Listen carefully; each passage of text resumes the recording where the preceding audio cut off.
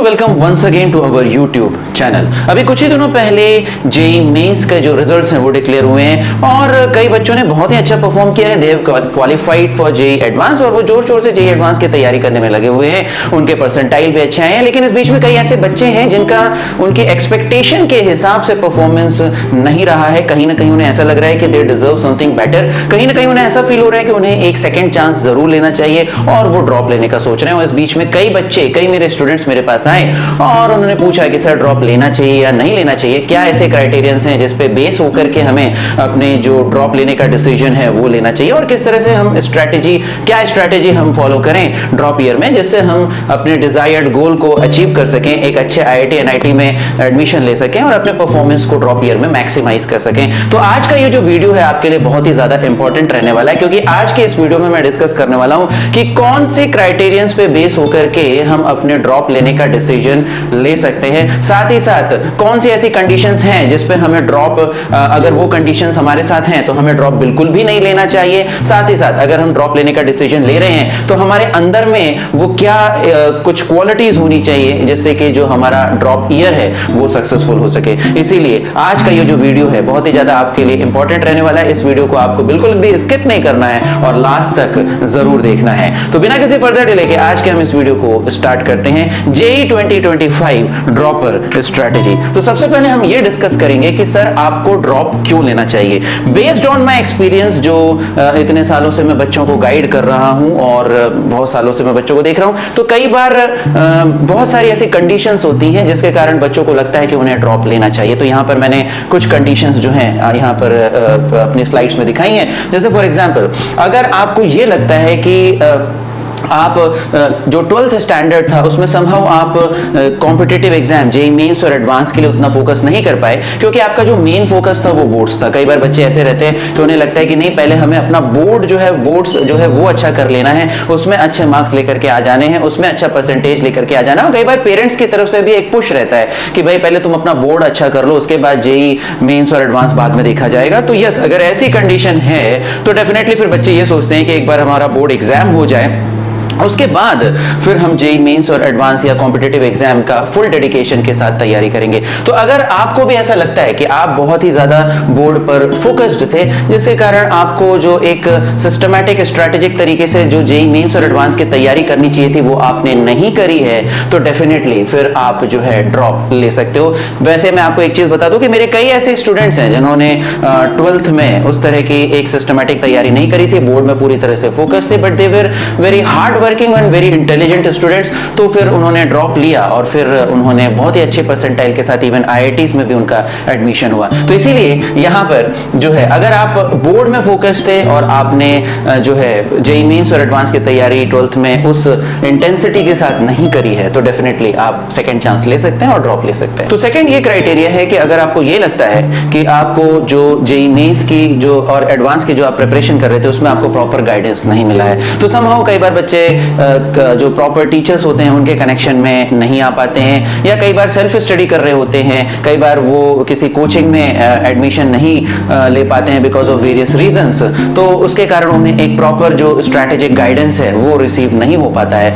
तो जिसके कारण जो उनका परफॉर्मेंस है वो जिस लेवल पे वो परफॉर्म कर सकते हैं उस लेवल पे वो परफॉर्म नहीं कर पाते हैं। तो अगर आपको भी ऐसा लगता है कि आपको प्रॉपर गाइडेंस नहीं मिला हुआ है, तो फिर definitely you can go for a second chance और आप ड्रॉप ले सकते हो। इसके अलावा कई बच्चे ऐसे भी होते हैं जो 11th 12th में बहुत ही ज्यादा डिस्ट्रैक्ट हो जाते हैं, है ना। कई बार बच्चे जैसे ही 11th 12th में आते हैं तो एक उनको नई फ्रीडम का एहसास होता है और फिर उस तरह से उनका काफी टाइम जो है बहुत सारे ऐसे एंगेजमेंट्स में चला जाता है जो किसी भी तरह से उनकी पढ़ाई या करियर से रिलेटेड नहीं है। और स्पेशली आजकल के जो बच्चे हैं अपना मैक्सिमम टाइम जो है सोशल मीडिया, यूट्यूब, इंस्टाग्राम, इन सब चीजों पर वेस्ट कर देते हैं, जिसके कारण उनका काफी एक मेजर चंक जो है टाइम का वो वेस्ट हो जाता है। तो इस कारण से अगर आपको ऐसा लगता है कि आप जो है बहुत ही ज्यादा डिस्ट्रैक्ट हो गए थे 11th और 12th में, आपने अपना टाइम वेस्ट कर दिया and you are sincerely feeling repentant, आपको अभी रिपेंटेंट फील हो रहा है, आपको लग रहा है कि मुझे अपनी गलतियों को सुधारना है, मेहनत करनी है और जो अपने गोल्स हैं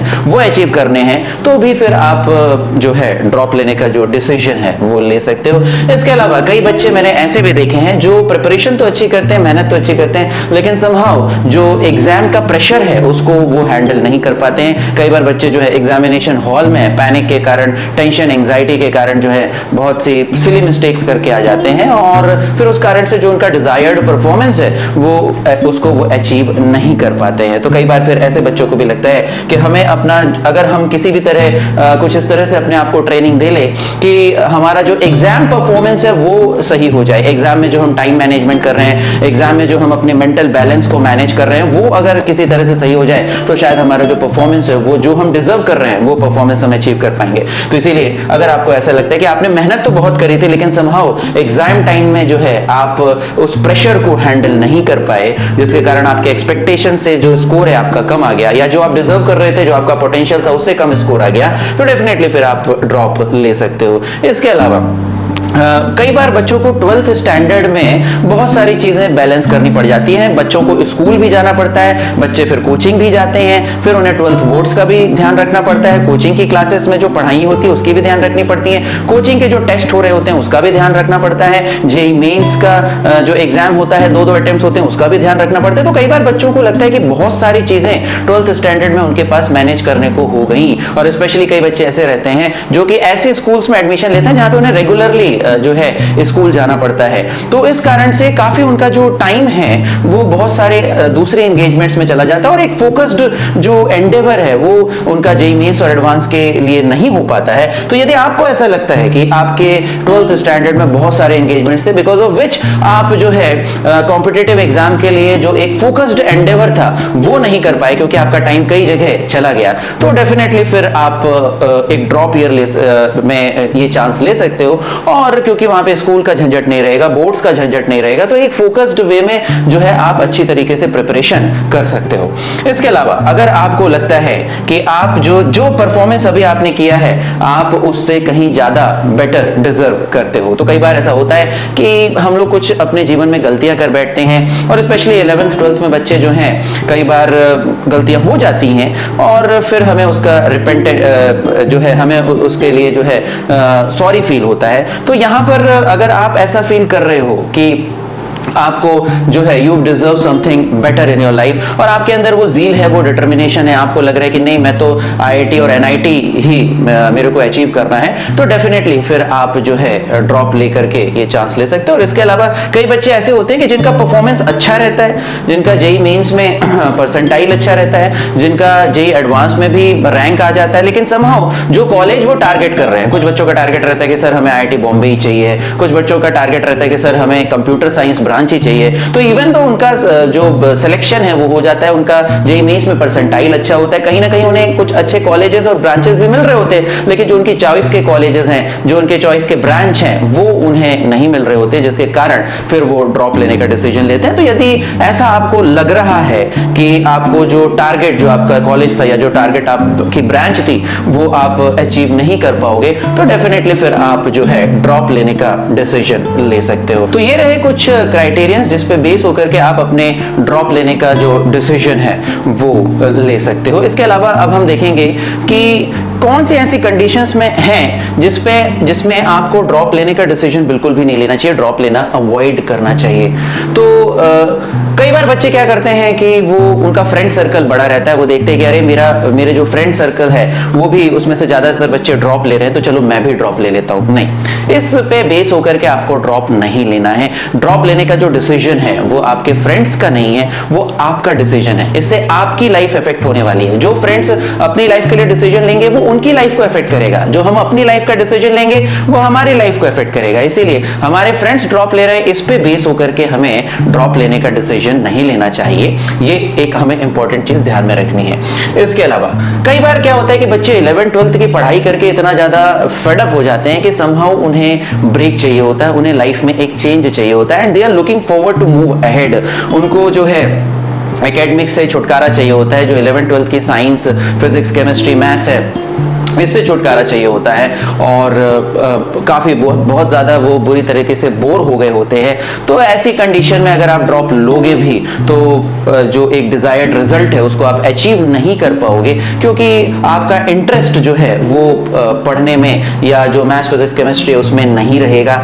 तो दैट्स वाई अगर ऐसा है कि आप अपनी स्टडीज से या साइंस और मैथ से पूरी तरह से फेडअप हो गए हो, तो मेरा सजेशन ये रहेगा कि फिर आपको जो ड्रॉप है वो बिल्कुल भी नहीं लेना चाहिए। कोई भी अच्छा कॉलेज देख करके आप एडमिशन ले लीजिए और अपनी जिंदगी को आगे बढ़ाइए, और वहां पे आपको एक ब्रेक मिलेगा और बहुत सारी एडिशनल एक्टिविटीज जो है वहां पे आप कर सकते हो। इसके अलावा अगर आप बहुत ही ज्यादा डिस्ट्रैक्टेड हो, ये मैं आपको फिर से बता रहा हूं क्योंकि कई बार मैंने देखा है कि बच्चे जो है इवन ड्रॉप ईयर में भी समहाउ दे गेट डिस्ट्रैक्टेड, है ना, और फिर वो अपना बहुत जो एक मेजर टाइम है, प्रेशियस टाइम है, वो वेस्ट कर देते हैं बहुत सारे डिस्ट्रैक्शंस में, सोशल मीडिया में, फ्रेंड सर्कल के साथ और मूवीज देखते हुए। बहुत सारे बच्चों के पास आजकल एंगेजमेंट्स हो गए। तो अगर आपके पास आपको लगता है कि बहुत सारे एंगेजमेंट्स हैं अपार्ट फ्रॉम योर स्टडीज और आप बहुत जल्दी इजीली डिस्ट्रैक्ट हो जाते हो, तो डेफिनेटली फिर आपको ड्रॉप बिल्कुल भी नहीं लेना चाहिए, क्योंकि ये 1 साल का पूरा रिस्क होता है। इसमें आपके जो पेरेंट्स हैं उनका जो पैसा है वो भी खर्चा होगा, क्योंकि कहीं ना कहीं आप किसी कोचिंग में एडमिशन लोगे,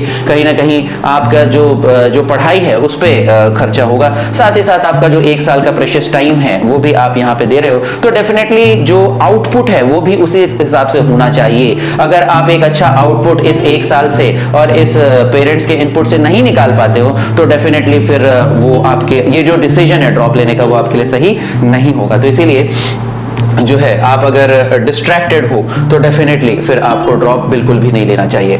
इसके अलावा अगर आप लेजी हो, आप कंसिस्टेंटली हार्ड वर्क नहीं कर सकते हो, आपको हार्ड वर्क करना पसंद नहीं है, तो भी आपको ड्रॉप नहीं लेना चाहिए। क्योंकि यहाँ पे मैं एक चीज बता देता हूँ कि जिंदगी में इंटेलिजेंस, टैलेंट, स्किल डेफिनेटली इसका एक कंट्रीब्यूशन होता है हमारी सक्सेस में, but the major contribution is of hard work. जितनी ज्यादा आप मेहनत करोगे उतनी ही ज्यादा आप अपने जीवन में सक्सेस पा सकते हो। कई बार मेरे से लोग पूछते हैं कि सर आपका आईआईटी में एडमिशन क्यों हुआ, तो मैंने बताता हूं कि मुझे नहीं पता कि मैं इंटेलिजेंट था या नहीं था, लेकिन कहीं ना कहीं मैंने बहुत ज्यादा मेहनत करी है, बहुत ज्यादा मैंने प्रैक्टिस करी है, बहुत ज्यादा मैंने पढ़ाई करी है, बहुत सिंसियरली मैंने पढ़ाई करी है, और तब जाकर के मैं इस मुकाम पर अभी खड़ा हूं। तो इसीलिए द पॉइंट इज कि अगर आप मेहनत करने से डरते हो या आप लेजी हो, तो डेफिनेटली फिर आपको जो ड्रॉप का डिसीजन है वो अवॉइड करना चाहिए। और इसके अलावा अगर आपके अंदर वो स्ट्रॉन्ग डिटर्मिनेशन नहीं है, क्योंकि जो ड्रॉप ईयर है उसमें आपको एक स्ट्रॉन्ग डिटर्मिनेशन की जरूरत पड़ेगी अपने गोल्स को अचीव करने की, है ना। कभी भी आप अपने गोल्स को अचीव करना चाहते हो तो आपके अंदर एक स्ट्रॉन्ग जील, डिटर्मिनेशन होना चाहिए। तो अगर आपके अंदर स्ट्रॉन्ग डिटर्मिनेशन नहीं है, जील नहीं है, एक दृढ़ इच्छा शक्ति नहीं है, एक स्ट्रॉन्ग डिजायर नहीं है जो आपके डिजायर्ड गोल्स हैं उनको अचीव करने के लिए, तो भी फिर आपको क्या करना चाहिए, आपको जो ड्रॉप ईयर है उसको अवॉइड करना चाहिए। तो ये कुछ ऐसी कंडीशंस हैं जहां पर आपको ड्रॉप लेने में सोचना चाहिए, ड्रॉप लेने के लिए अवॉइड करना चाहिए। और इसके बाद अगर आप ड्रॉप ले रहे हो तो आपके अंदर में क्या क्या रहना चाहिए। तो अगर आप ड्रॉप ले रहे हो, सबसे पहली चीज है सर, आपके अंदर में एक पागलपन होना चाहिए, आपके अंदर में एक जुनून होना चाहिए कि जो भी आपका गोल है उसको आप कैसे भी करके अचीव करोगे एट एनी कॉस्ट, चाहे जो भी मुझे करना पड़े, चाहे जितने भी मुझे सैक्रिफाइस करनी पड़े, चाहे भले ही मुझे अपने रातों की नींद जलानी पड़े, लेकिन मैं जो भी जरूरी है वो मेहनत मैं करूंगा,